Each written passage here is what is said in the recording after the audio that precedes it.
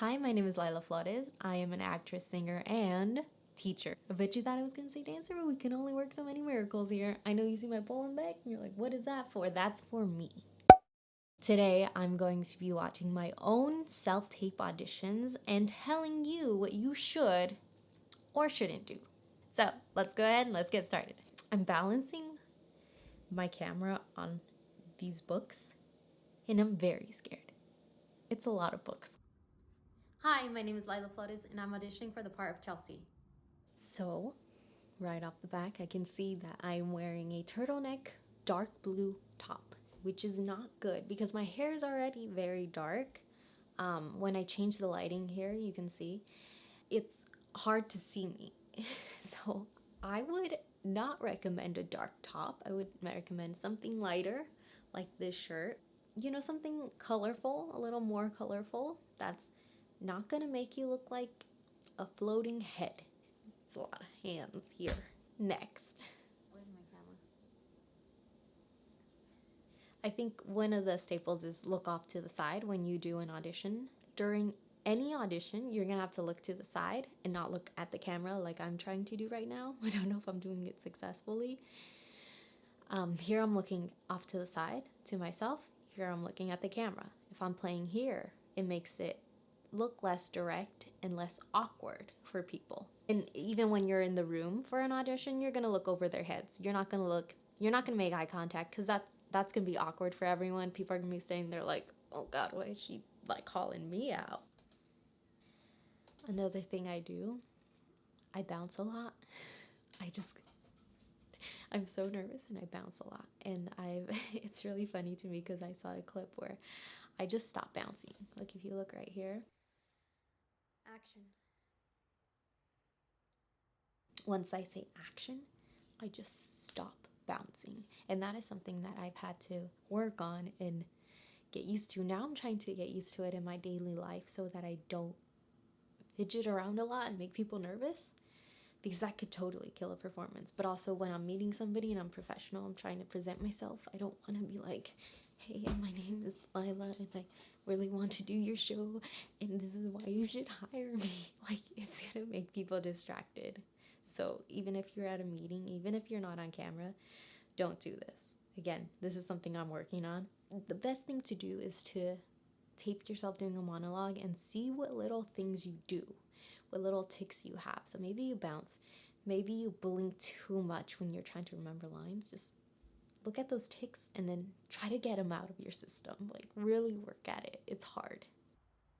No, EOS. Is that how you say it? I don't know. Is it EOS? I don't know. Can we break to do some research? Okay. 'Cause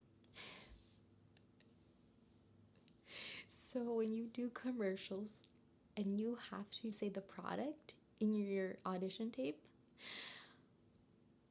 look up how to say it. It's so important. It will throw your audition off.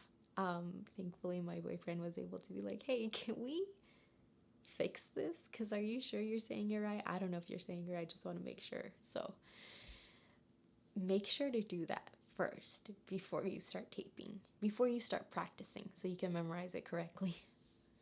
Another thing, if you can't get someone to read with you in the room, you have a few options that you could do. You could call somebody and have them read for you, or you could leave enough space to where you record yourself saying the lines and respond, just thinking the lines in your head. I think that's a little harder to do. I prefer to just call somebody, but again, people are busy, so if you have to do that, then do that. But do not just say the line, skip the other line, and just leave it like that. Have, in post-production, have somebody saying the lines. are you doing like primary feelings? Does she feel discomfort and like anxiety, or does she feel like he is being inappropriate and she does not deserve it? You know what I mean?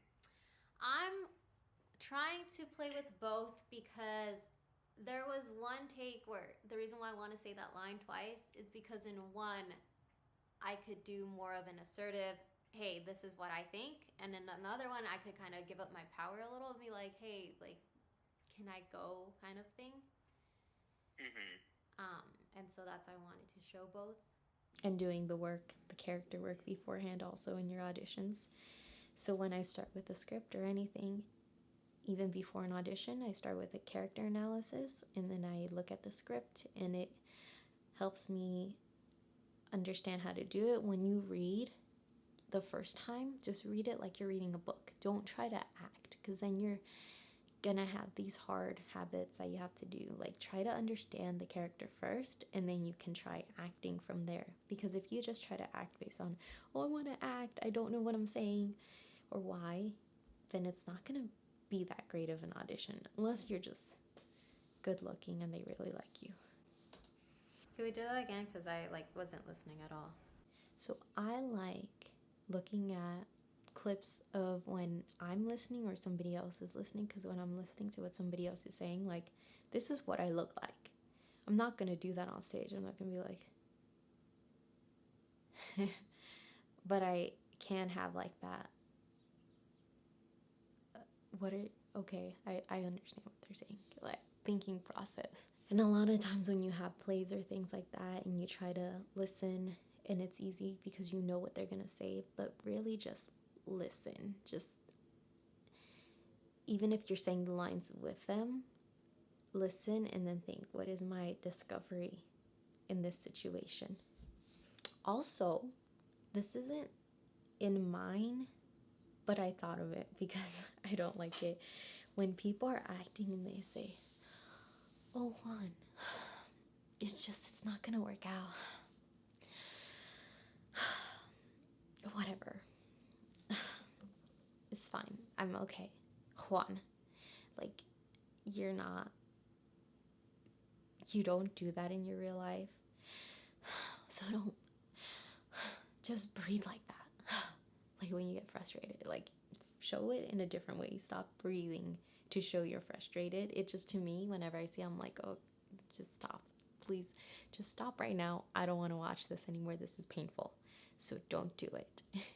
And I've got myself doing it a few times also, but I usually try to beat it out of me the second I do it. So I don't think it's a huge problem with me.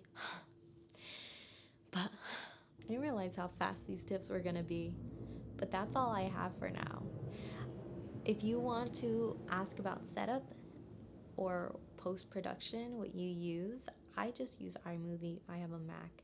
I also have Premiere, but it doesn't work well on my MacBook. And for auditions, I need them so fast that I just use my MacBook. And I also have my Apple phone, not to just plug Apple products here, but I have my Apple phone, so then I can just, I can put my files into my computer and then just edit them as fast as possible, because I need to do this stuff as fast as possible. If I use it with a camera that my friend has let me borrow generously, and I really appreciate her, and I really appreciate this camera because I love it.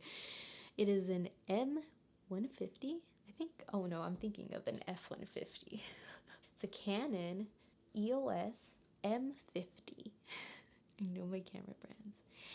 And I'm testing out the mic right now with this video, and it might be terrible. My boyfriend's calling me. This is the setup. Give me a second. So that's what I use. That's how I do it quickly. Hopefully these tips helped you. That's all I have. If I think of any more, I will create a part 2. If you have any questions, let me know in the comments below. And thank you so much for watching.